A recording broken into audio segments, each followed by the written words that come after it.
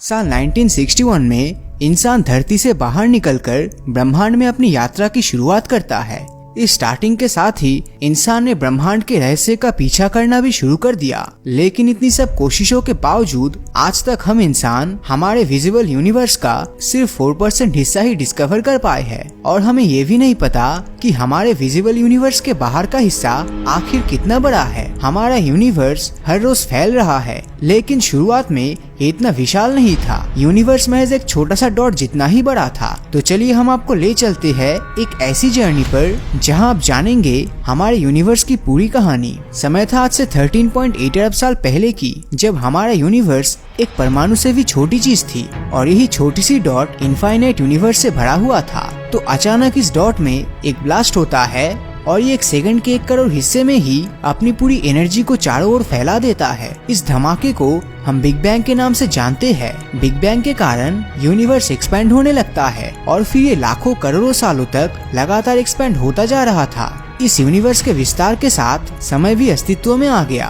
और फिर कई करोड़ों सालों तक एक्सपैंड होने के बाद बिग बैंग के कारण उत्पन्न हुई ये एनर्जी अब सीमित होने लगी और सीमित होकर ये एनर्जी इलेक्ट्रॉन, प्रोटॉन, न्यूट्रॉन और सब एटॉमिक पार्टिकल बनने लगा। ये एटॉमिक पार्टिकल बाद में आगे चलकर मैटर और एंटी मैटर का निर्माण करता है। लेकिन मैटर और एंटी मैटर एक दूसरे के ऑपोजिट होता है, जिससे ये आसपास में मिलकर एक दूसरे को खत्म कर देता है। और इसलिए जब ब्रह्मांड में मैटर का निर्माण हुआ तो उसे एंटी मैटर ने खत्म कर दिया। लेकिन यूनिवर्स में मैटर की क्वांटिटी एंटी मैटर से थोड़ा ज्यादा था, इसलिए सब कुछ खत्म होने के बाद मैटर का एक हिस्सा बच गया। मैटर के इस बचे हुए हिस्से में बहुत ज्यादा एनर्जी थी, जिस कारण इस बचे हुए हिस्से में ब्लास्ट हुआ और इस ब्लास्ट के साथ अस्तित्व में आया हाइड्रोजन, जिसके अस्तित्व में आने के बाद अब यूनिवर्स में ग्रेविटी का जन्म हुआ और फिर ये ग्रेविटी हाइड्रोजन को कंप्रेस करने लगा, जिस कारण अस्तित्व में आता है हीलियम। हीलियम और हाइड्रोजन मिलके न्यूक्लियर फ्यूजन से ब्रह्मांड के पहले तारे का निर्माण किया और फिर धीरे धीरे ब्रह्मांड में कई तारे बनने लगे और इस प्रोसेस में ग्रेविटेशनल फोर्स और भी ज्यादा स्ट्रॉन्ग होता गया। और एक समय ऐसा आया जब ग्रेविटी सभी तारों को एक दूसरे के पास लाकर इनका ग्रुप्स बना दिया। इन ग्रुप्स को हम गैलेक्सीज के नाम से जानते हैं। इतनी सब गैलेक्सीज के बनने के बावजूद यूनिवर्स में अब भी सिर्फ हीलियम और हाइड्रोजन ही थे और इनके अलावा यूनिवर्स में किसी तारे का कोई दूसरा एलिमेंट नहीं था। पर जैसे ही हाइड्रोजन और हीलियम से बने एक तारे का सुपरनोवा से अंत हुआ तो कार्बन, नाइट्रोजन और ऑक्सीजन जैसे एलिमेंट्स अब अस्तित्व में आ गए। इन एलिमेंट्स के अस्तित्व में आने के कारण यूनिवर्स डस्ट पार्टिकल से भर गया। लेकिन एक बार फिर ग्रेविटी ने अपना काम किया और इसने इन सभी डस्ट पार्टिकल को एक दूसरे से जोड़ दिया। ये डस्ट पार्टिकल एक दूसरे से जुड़कर प्लैनेट्स और एस्ट्रॉइड का निर्माण किया और इसी प्रोसेस के दौरान ब्रह्मांड के जन्म के 9 अरब साल बाद जन्म होता है हमारी धरती का। धरती के बनने के कुछ समय बाद ही धरती से एक बहुत बड़ा उल्कापिंड टकराता है और इसके एक हिस्से को इससे अलग कर देता है। ये हिस्सा धरती से अलग होकर इसके चारों ओर घूमने लगती है। धरती के इसी टुकड़े को हम चांद के नाम से आज जानते हैं। तो अब चांद के बनने के बाद धरती पर लगातार ज्वालामुखी विस्फोट होने लगता है और इन्हीं विस्फोट के कारण धरती के अंदर से खोलता हुआ लावा बाहर आकर जमीन बनाती है और इन्हीं ज्वालामुखी विस्फोट के साथ नाइट्रोजन और कार्बन जैसे गैसेस भी बाहर निकलती है, जो मिलकर धरती पर वायुमंडल को बनाती है। और आज से लगभग 4.2 अरब साल पहले धरती पर लिक्विड वाटर अस्तित्व में आया और लिक्विड वाटर के अस्तित्व में आते ही धरती पर ऑर्गेनिक लाइफ की शुरुआत होने लगी। उस समय धरती पर एक दिन महज 7 घंटे का होता था। देखते ही देखते समय बीतने लगा और पानी के अंदर बैक्टीरिया पनपने लगा। आज से तकरीबन 2.3 अरब साल पहले धरती पर पहली आइस एज की शुरुआत हुई और इस आइस एज के खत्म होने के साथ ही धरती अब धीरे धीरे गर्म होने लगा। आइस एज के खत्म होने के बाद महासागर और महाद्वीप लगातार अपने आकार में बदलाव करता रहा। पहले आइस एज के खत्म होने के 1.3 अरब साल बाद अब धरती पर कोशिका जीवन का जन्म होने लगा। समुद्र में धीरे धीरे